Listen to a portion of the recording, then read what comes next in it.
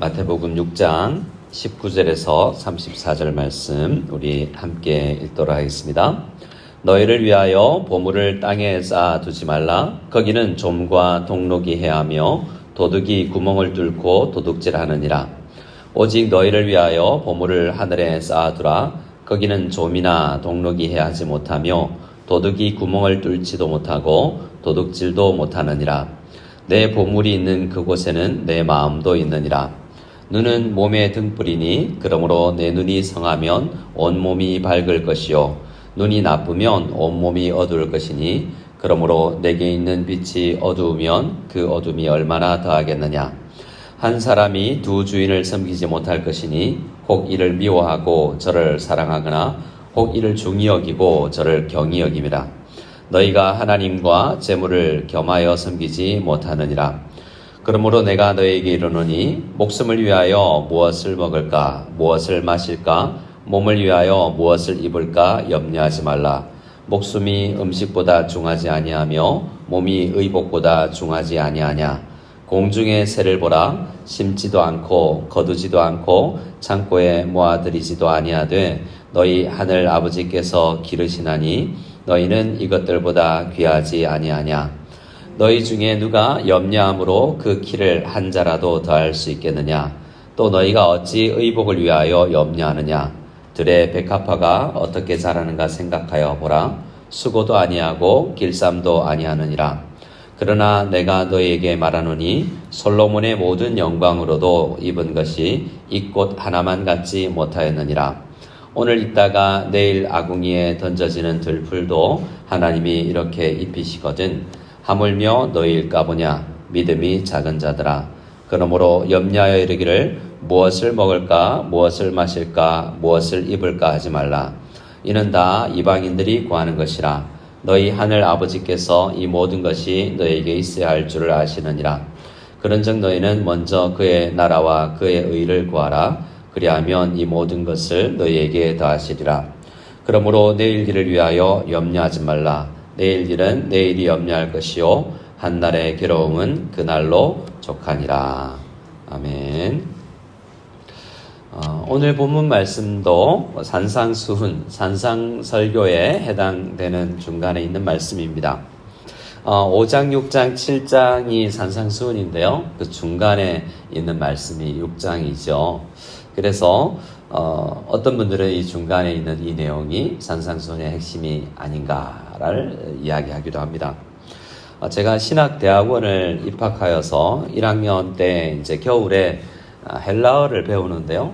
합숙하면서 헬라어를 처음 배우는데 헬라어를 가르쳐줬던 선생님이 그 학교에 오래되었던 이제 선생님입니다. 근데 그분을 가르쳤던 선생님이 저희 신학대학원을 설립하셨는데 한국의 교회에서 꽤나 유명한 박윤선 박사님이 그 학교를 설립했었죠. 그리고 그의 묘소가 학교 뒷동산에 있었습니다. 그래서 학교에서 점심 먹고 우리 신학교 동문들이랑 함께 그 산을 오르기도 하고 기도도 하기도 했는데요. 그 신학교에 입학을 해서 처음 공부를 하는데 그 교수님이 숙제를 내줬습니다. 너희들이 3년 동안 실험해야 될 숙제가 있다.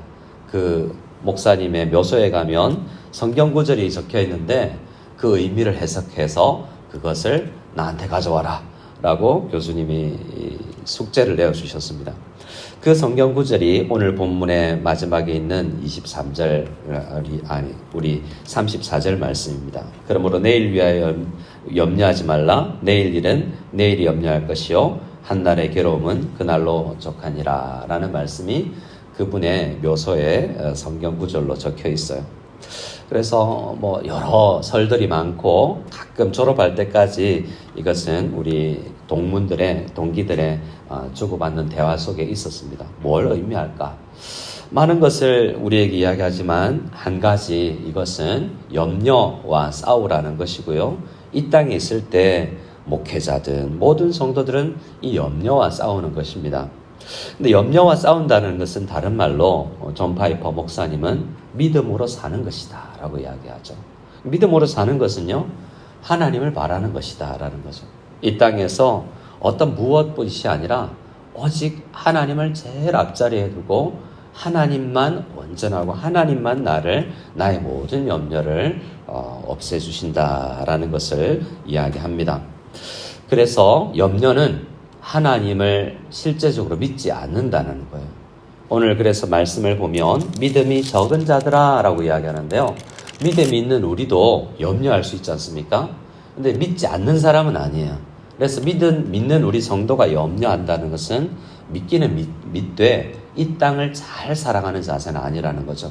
그래서 염려하지 않고 믿음으로 하나님을 바라보고 하나님을 제일 앞자리에 두는 것이 우리의 성도들의 삶의 자세입니다. 오늘 말씀을 그래도 이제 한 번 더 보면요. 19절 말씀부터 보면 보물을 땅에 쌓아두지 말고 하늘에 쌓아두라 라고 19절 20절에서 이야기를 하죠. 보물을 땅에 쌓아두는 것이 어떤 것인지, 보물을 하늘에 쌓아둔다는 건 어떤 의미일까요?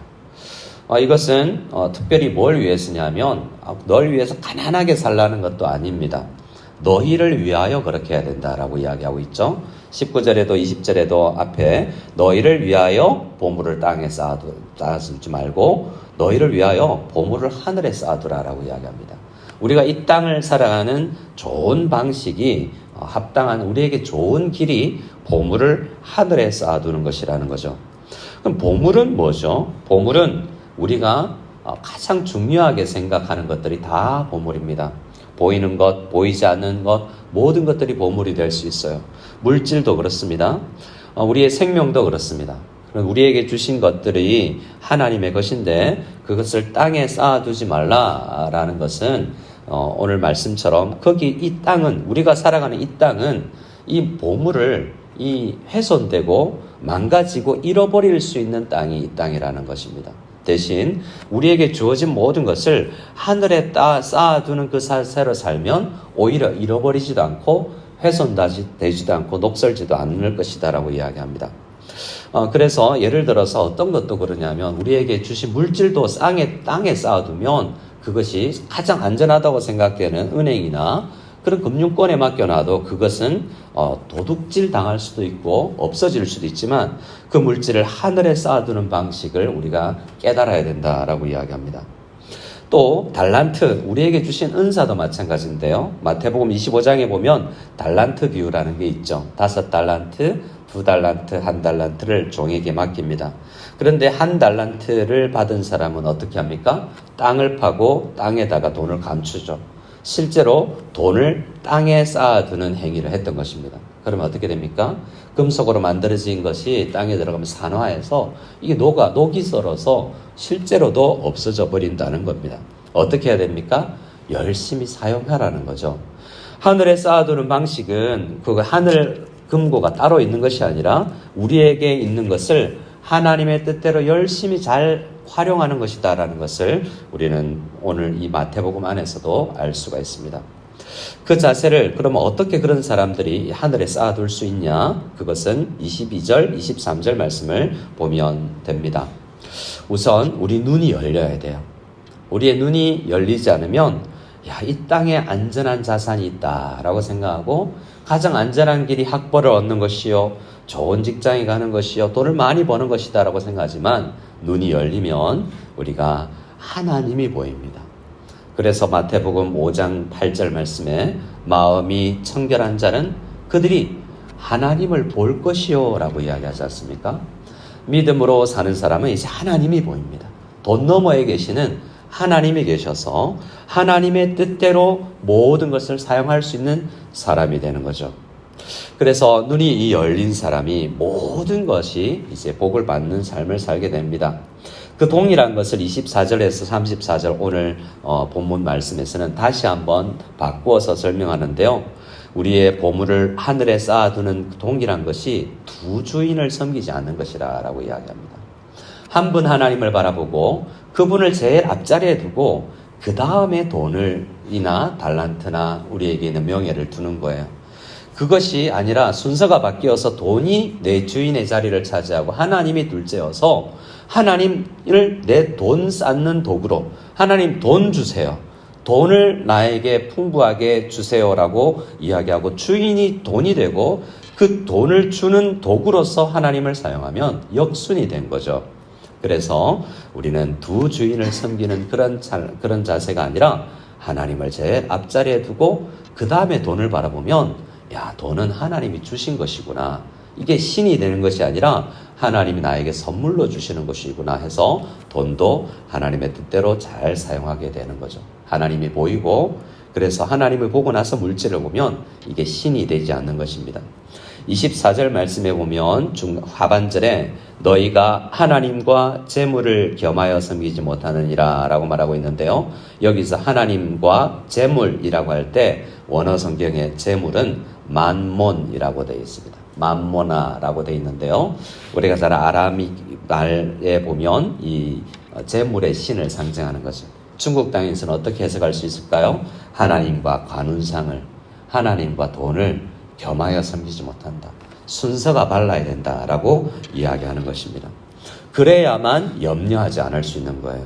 오늘 말씀 25절부터 여러 절에 거의 매절마다 염려하지 말라. 염려함으로 키를 한 자나 자랄 수 있게 하더냐라고 20절에서 이야기하죠. 염려는 아무런 생산적인 것을 만들어낼 수 없다는 것입니다. 돈을 잡으려고 하고 땅에 두려고 하는 그러한 열심히 뛰어다녀도 새를 보십시오. 새도 열심히 날아다니면서 이삭을 줍죠. 하지만 열심히 산다고 날아다닌다고 이삭을 먹는 것이 아닙니다. 세상의 이야기는 일찍 일어나는 새가 벌레를 잡는다고 하지만 하나님께서 벌레를 예배해 주시 않으면 요나새처럼 벌레를 하나님께서 주셔야 먹을 수 있는 거예요. 그래서 열심히 산다고만 되는 것이 아닌 것입니다. 그래서 이 순서가 바뀌면 염려하게 되는 것입니다. 돈이 하나님의 자리를 차지하면 우리는 염려해요. 그래서 기도도 염려가 되는 것입니다. 하나님을 제일 앞자리에 두면 돈이 없어도 염려가 없는 것이죠. 그래서 우리는 믿음이 작은 자들이 아니라 하나님을 믿는 자가 되어야 됩니다. 31절부터는 또 다시 염려하지 말라고 이야기할 때 무엇을 먹을까, 무엇을 마실까, 무엇을 입을까 모든 영역에서 하나님을 앞자리에 두는 연습을 하라는 것입니다. 이렇게 염려하는 것은 이방인들, 하나님을 믿지 않는 사람들의 삶의 자세입니다. 그렇게 예수 믿는 믿음이 작은 사람들이 염려로 기도하면 어떻게 합니까? 6장 우리 주기도문 앞에서 이야기해 주신 것처럼 중언부언하는 이 이방인들의 기도를 하게 되는 겁니다. 이 아침에 우리가 주님 앞에 나와서도 중언부언 돈 할 것이 아니라 하나님, 내 눈을 열어 하나님을 보게 하옵소서 간절히 기도하며 나가기를 원합니다.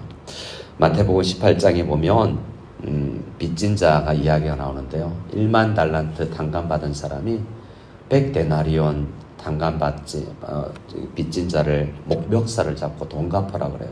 돈이 주인이 되니까 형제를 용서하지도 못하고 사랑하지도 못하죠.